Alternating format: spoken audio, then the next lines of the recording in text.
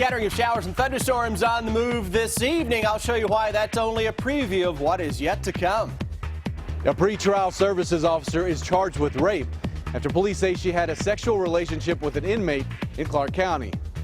And a man indicted on 11 different charges, including 2 counts of capital murder in connection to the disappearance of a northern Kentucky couple, was in court this afternoon. This is WKYT News at 4. Welcome to WKYT News at 4. Amber Philpott and Andrea Walker reporting steamy and stormy weather continues across the Commonwealth. This is a live picture of downtown Lexington from one of our sky cams. We're gearing up as a heavy rain threat returns. Let's check in with Chief Meteorologist Chris Bailey for an update. Yeah, scattered stuff on your Defender radar network right now across parts of central and eastern Kentucky, but already heavy rains out in western Kentucky have put down close to 2 inches on the day. Here's what we are seeing. Scattered showers and maybe a rumble of thunder across parts of central Kentucky as of now. But even the smallest little shower action is slow moving, and it is putting down very heavy rains. You can get a quick inch of water here in the northern parts of Jackson County within a 30 or 45 minute span. Also, look what is going up now in Lexington on the southwest side of town. That is one lone shower that is basically just to the west of Fayette Mall, Clays Mill, over toward Dunbar, and that is slowly drifting its way toward the south, and it's beginning to increase. Here's a live look at our WKYT Skycam, and we're looking toward the west, and you can actually see that little rain shaft associated with that slow-moving shower that can put down a lot of water on the southwest side of Lexington in a very short amount of time. Some additional showers, thunderstorms slowly moving in from northern parts of the region as well. Here's the overall setup right now. One area of low pressure to our east, throwing a little moisture into eastern Kentucky. Another low that we'll keep an eye on near the Paducah area. That's a small scale low that has produced, again, heavy rain, some gusty winds into western Kentucky. That's going to roll its way toward the east as we go into the day tomorrow. Now, coming up in a few minutes, 15 minutes to be exact, I'll show you why that may bring a renewed flash flood threat to parts of central and eastern Kentucky.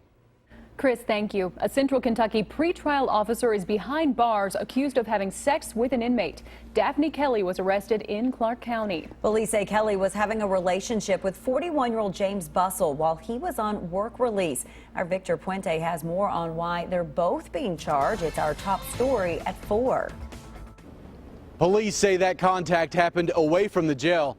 Now that woman who was supposed to be helping to supervise the inmates is charged with having a relationship with one. 28-year-old Daphne Marie Kelly is in the Woodford County Detention Center. Police tell me the Clark County Jail has a policy that they can't house people who have worked there. She was a pretrial services officer of the Administrative Office of the Courts, which helps to set prisoners' bonds. It's also a position of authority over the prisoners, which led to her being charged with rape. Winchester police say the Clark County Detention Center notified them of the possibility of the inappropriate contact between Kelly and an inmate. That inmate, 41-year-old James Bussell, has also been charged. Winchester police have charged him with second-degree escape because they say the sex took place at a home on Ashland Avenue while he was on work release. They also charged him with promoting contraband because they say they found a cell phone on him, which he was using to contact Kelly. I contacted the administrative offices of the court in Frankfort. They told me that Kelly resigned effective today. In Clark County, Victor Puente, WKYT. WKYT doesn't normally identify victims, but we did in this instance because he is also facing charges related to this case. There's been a delay in the case against a man accused of stabbing a 6-year-old to death. A hearing scheduled for this morning to determine if Ronald Exantis is competent to stand trial had to be pushed back. Exantis is accused of breaking into a Versailles home last December and stabbing 6-year-old Logan Tipton to death in his bed with a knife. Exantis' attorney says he suffered a psychotic breakdown and doesn't remember anything. The new date for the competency hearing is September 27th. It was pushed back due to a scheduling conflict. We'll have more from the courtroom on WKYT News at 4:30. The case against a man charged in a missing couple's murder is moving forward. Craig Pennington faces 11 counts, including murder, robbery, and kidnapping. Bobby Jones and Crystal Warner disappeared July 3rd. They were last seen leaving the cabin they rented to Pennington in Washington County. Their bodies have not been found. We'll have more from court today ahead at 5 o'clock. We are working on a number of other stories for you on WKYT starting at 4:30. Our Sam Dick joins us now from the newsroom with a look at some of the news in progress. Hello, Sam. Good afternoon. Concerns are mounting about the impact of a lightning strike that hit a natural gas substation in central Kentucky earlier this week. Lightning hit the Tennessee Gas Pipeline compressor station in Clay City, causing an oily substance to spew into the air, much of it landing on some nearby homes. The owner of the company has offered to put people up in hotels or pay for their cost of leaving their homes. The judge executive has called a public meeting about the possible health threat. It will be held today at the County Municipal Building beginning at 5 o'clock. We'll have reaction and a live report on WKYT News at 6 o'clock. The first Chick-fil-A restaurant in Kentucky's capital city is just about ready to open. It opens tomorrow, and some people are so excited they've already started lining up ahead of the opening. As of noon, there were about 45 people camped out. The first 100 in line when the doors open at 6 a.m. tomorrow will receive one free meal a week for a year. They've had quite a bit to keep them occupied, including balloon throwing contests and some other games. They're also trying to stay cool as best they can. In the end, they say it'll be worth it. We have a spray bottle that we've pretty much been running around spraying each other with. I think we can do it. I think we can spend the night here one more time. The restaurant is also feeding the people who are lined up. We'll check back in with those lined up ahead on WKYT News at 4:30. And you can shop the world's longest yard sale this weekend. Vendors started setting up along US 127 in Boyle County today. The sale stretches through several states, including Kentucky. Most vendors camp at their site to stay with their items and make sure they're ready for all kinds of weather. We've got everything tied down the best we can do, and we've got a makeshift camper there with air conditioning in it. There you go. While some of the items are very old, people say you can find brand new things vendors have bought in surplus and are selling at a lower cost. That's a look at some of the news in progress. Andrea and Amber, back to you. Thank you, Sam. Now to some stories making headlines across the nation at 4. Investigators are hitting the streets in Miami-Dade County, hoping to wipe out the mosquitoes that spread the Zika virus. But health experts say it is no easy task. Weijia Jiang reports. Mosquito control investigators are spraying all around this Miami neighborhood, trying to stop the Zika virus from spreading. Now, because of the conditions, we're spraying everywhere. Officials believe local mosquitoes have infected at least 15 people in South Florida. They say spraying isn't enough. Residents have to do their part. At least twice a week, go around their properties, and if they see any type of standing water, to get rid of it. The Aedes aegypti mosquito carries the Zika virus. They can thrive in very small amounts of water, especially in backyard items. This is a mosquito that's specifically adapted to living in human habitats. It lives in human waste containers, flower pots. The mosquito is highly resistant to many insecticides and bites both day and night, indoors and outdoors. Health officials advise pregnant women to avoid the Wynwood area because Zika can cause devastating birth defects. Resident Justin Giraldez says he and his girlfriend are now waiting to start a family. It's something that not only affects us, but it could affect a life that, we'll have to start off potentially the wrong way. And as police in Miami get the word out about the virus, local officials stress so far this is just a cluster of cases. Weijia Jiang, CBS News, Miami. The National Institutes of Health says the first phase of a clinical trial testing a Zika vaccine is now underway. The first volunteer was vaccinated yesterday. Coming up, how virtual humans are helping veterans land jobs. That's ahead in Money Watch. And U.S. auto sales are expected to drop. Find out why ahead here on WKYT News at 4.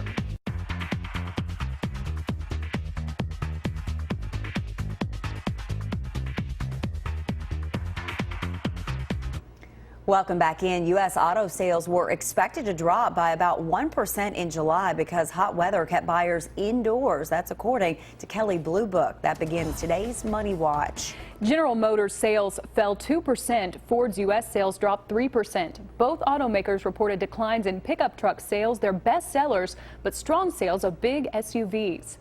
Critics are calling out a Gap Kids ad in the UK, saying it's sexist and promotes gender stereotypes. A boy is wearing a t-shirt with Albert Einstein's photo. The caption calls him Little Scholar, even though Einstein is spelled incorrectly on the shirt. The girl is wearing kitten ears, and the caption reads Social Butterfly. Gap says it didn't mean to offend anyone and wanted to celebrate every child. A New Jersey man is filing a class action lawsuit in federal court to keep Pokemon Go players away from his house. Jeffrey Martyr of West Orange says for the past month, strangers have been lingering outside his home and even knocking on his door asking to get into his backyard to catch a Pokemon placed there by the virtual game. Spokespeople for the companies that make the game were not available for comments. Stay off his property. I know. When people think virtual reality, they think games or fantasy worlds, but a program developed at the University of Southern California is using the technology to help veterans find employment. Danielle Nottingham reports. Thank you for coming in. It's nice to meet you. David Ornelas is trying to land his first job outside of the Air Force. When they come out of the service, it's hard to find a job. It's definitely a process. The veteran is practicing interview skills with the virtual interactive training agent. Why don't you start by telling me a little about yourself? Sure, my name's David. I just recently separated from the service. The program was created at the University of Southern California to help autistic job applicants handle an interview. The developers then realized it could benefit veterans too. Job interviews are challenging for anybody. With veterans, there's additional challenges, particularly if they don't know how to represent what they learned in the military for the civilian job. Users choose from 6 virtual humans. A microphone picks up the user's response to questions, and a camera records the performance. As far as the virtual human, opposed to me being a role player, she'll consistently have this look and be this mean each and every time. Exactly. And then she won't start laughing either. Users can change the setting of the interview and the interviewer's temperament, soft, neutral, or hostile. You'll be hearing from me if you get the job. Ornelas has already been offered a job in administration and credits the program with sharpening his communication skills. Danielle Nottingham, CBS News, Playa Vista, California. The virtual interactive training agent is available for U.S. veterans in Los Angeles with plans to expand to other veteran organizations across the country. I'm Deanne Stevens, out and about at Talon Winery, where they're preparing for this weekend's summer concert series. We'll tell you more about it when we return here on WKYT. And I'm sure they would like a little dry forecast for the weekend. I'll let you know if that is the case and track some thunderstorms that are showing up out there right now. That is after the break. Stay with us. Now, your hour-by-hour forecast with Chief Meteorologist Chris Bailey. Steamy conditions out there leading to scattered thunderstorms that are on the move across central and eastern Kentucky, and that thunderstorm risk is really going to ramp up as we go into Thursday and Friday. Short term, it's all about the isolated nature of the stuff, but it's the storms that are out there are very slow movers. Not picking up on a whole lot of thunder and lightning just yet. Hang in there. I think this little cell around McKee that actually is putting out a gust front out ahead of that may grow into a little thunderstorm. McKee will keep a very close eye on that. Across the Lexington area, as of right now, on the southwest side of town, a very slow-moving little shower is likely putting down a ton of rain here between Harrodsburg Road and New Circle Road, right on top of Man of War toward the Jessamine County line, now crossing into Jessamine County. That can put down a lot of rain, again, short amount of time. How small is this little shower? This is our live sky cam. Here's the cloud that is with that shower maker. See the back edge of the rain here. Here's the front edge of the rain. So this is what is known as the rain shaft. So we're picking up on that. And underneath that very small little area, it's putting it down and then some, and that'll continue to work its way on toward the south. In the northern parts of the region, a little isolated shower and thunderstorm that is trying to flare up across sections of northern Kentucky. And what we're picking up, a couple of areas of low pressure, one to our southeast, one to our west, and that one across the west is what will try to make its way on in here as we go through the next couple of days. So the possibility, again, is there for some showers and thunderstorms to ramp up as that low pressure center works its way from west to east. Heading into the next 24 hours for the day tomorrow, those temperatures that will be into the upper 80s. Low pressure center that is across western Kentucky. It is a very small scale little low. Typically what happens is that you get into the overnight showers and thunderstorms around that will begin to diminish somewhat. But as we go through the day tomorrow, that low is going to work its way across southern Kentucky into the southeastern corner of the state, and that will likely unleash some at least local heavy downpours that can cause some flash flood problems tomorrow. Greatest risk for that would be the area that we've highlighted in red. So the southern and eastern parts of the region will have the greatest threat for picking up on at least some local high water issues. You got to keep in mind, folks, the ground is saturated. We have picked up a ton of rain over the past several days, so it's not going to take a whole lot more to cause some local flash flooding. Then by the time we hit Friday and Saturday, possibility is there as we will see some more in the way of those scattered showers and thunderstorms into most of central and eastern Kentucky. So as we look ahead, 7-day forecast, trying to call it up here for you. Let's see if the computer will cooperate.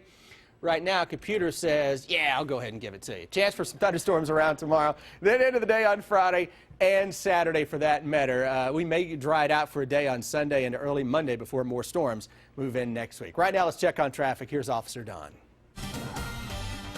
Overall, we're okay on the Circle and the interstate. Construction continues on Todd's Road, and don't forget there's no access to Hayes Boulevard right now, and they're working there at this moment. Lane closures between Man o' War over to the I-75 overpass. Drive times to Nicholasville still 12 to 15 minutes. Same to Versailles. No major issues there. Now back to you in the studio. The 6th annual Summer Concert Series is set to take place this weekend, benefiting a fantastic cause. Deanne Stevens is out and about today, joining us from Talon Winery to explain. Hi, Deanne. Hey, good afternoon, guys. We are here at Talon Winery preparing for their Summer Concert Series this coming Saturday, and we'd love for you to be a part of it because it is benefiting a very special cause. These two young ladies putting it together here, Renee and Andrea, with us. You guys work in the UK Peds ER, the McKenna David Foundation there, working for them. Talk about this event and what you guys have been working so hard to put together. So we started in January getting donations. We have 2 local artists coming from Nashville. Wow. That'll be performing. The event is from 5 to 9. We have about 115 auction items, and we will have a bounce house for kids. Red State Barbecue will be here. 3 Daughters Catering is coming from Richmond, and then Sweet Lily's Yogurt. I bet this is something that's pretty cool for you guys to work on and putting together, considering who all is benefiting from that. Talk about that. It's really dear to our hearts. Like, we just enjoy taking care of kids that are sick in the ER, and it's nice to come out here and be able to raise money to help benefit them even more. That's right. Well, talk about some of the silent auction items too, because you've brought a few along to show folks. This first basket here is actually a new business that's opening up. It's called Aqua Tots, off Reynolds Road, close to Meyer. She was really excited to donate and get her business out there as well, and to also help it's for foundation. The children. Yeah. That's right. And what do we have over here? Over here we have a basket donated by Pinos Palette out by the Fayette Mall. They donate every year for us, and it always goes over very well with everybody. Okay, and there's also some other fabulous items on that list, as well as Talon Winery wine. And from what I understand, Sheila David, they're even going to have the McKenna David label on here. They do that for us, and it really is fun. It's a great night, and these young ladies work so hard, and gentlemen at the hospital work so hard to put it together. We don't touch it, which is still amazing to me. We come and enjoy the evening and help put out a few things just so we can act like we're working, but it's a great, fun event. Bring your quilts, bring some food, have some wine. It's just a gorgeous night every year. Well, it's always beautiful out here. How do folks get tickets? You buy them at the door because of the weather being crazy like it is. $10 per person. So easy. Yeah. Just come out and have fun. There's, no ties, no suits, shorts and a blanket and some lawn chairs. Flip-flops and a blanket, right? Great flip-flops. Great flip-flops, she says. Okay, the event is happening Saturday. What time things kicking off? 5 o'clock. 5 o'clock here at Talon Winery. Come be a part of it. I'm Deanne Stevens, out and about. Back to you guys. Americans weigh more than ever before, but something else has stayed the same. The details in Better Living. Plus, the new test that's leading to fewer antibiotics. Tonight's Powerball jackpot is $40 million, and Friday's Mega Millions jackpot is $30 million. Now it's time for Better Living. health, education, and consumer news that impacts your life. Starbucks is recalling millions of stainless steel straws. The company sold the straws online and in its stores. Starbucks leaders say they've received 3 reports of children suffering mouth lacerations while using the straws. So the company is recalling more than 2 million straw sets. The straws have a ridge at the bottom that keeps them attached to the beverage lids. Americans on average are 15 pounds heavier than they were 20 years ago. That's according to CDC health statistics that also found men and women have basically stayed the same height the last 2 decades. San Diego researchers have found that young adults born in the 1990s are less sexually active than the previous 2 generations. Researchers looked at about 30,000 U.S. adults and say the perception that millennials are part of the hookup culture is not entirely accurate. And Oxford University researchers say a new test that can determine if a respiratory infection is viral or bacterial is helping doctors prescribe fewer antibiotics. The 5-minute blood test looks for a protein that's a marker of bacteria. Low levels of the protein mean the infection is viral and no antibiotics are necessary. Now let's head to Chris for another check of the weather. Yeah, we're getting in on some of those isolated showers and thunderstorms as advertised this afternoon. One of them has just parked itself on the southwest side of Lexington. We've got a bird's eye view with our live sky cam here on Winchester Road, looking toward the southwest, toward the Fayette-Jessamine County line, roughly between Harrodsburg Road and Nicholasville Road, where we are getting in on soaking rains. That can put down a quick inch of water within the next half hour or so. And we'll also keep an eye on some additional showers and storms going up into parts of Jackson County, over into Lee and Owsley as well. They're small, but they're packing a punch with heavy rain. I will say it's been a wet summer, but everything is so green and beautiful this year. Rain's a good thing. Except for those of us who have to mow every 3 days. That's true. That's true. The news is just now getting started. Here's Sam Dick and Amber Philpott with what we're working on at 4:30.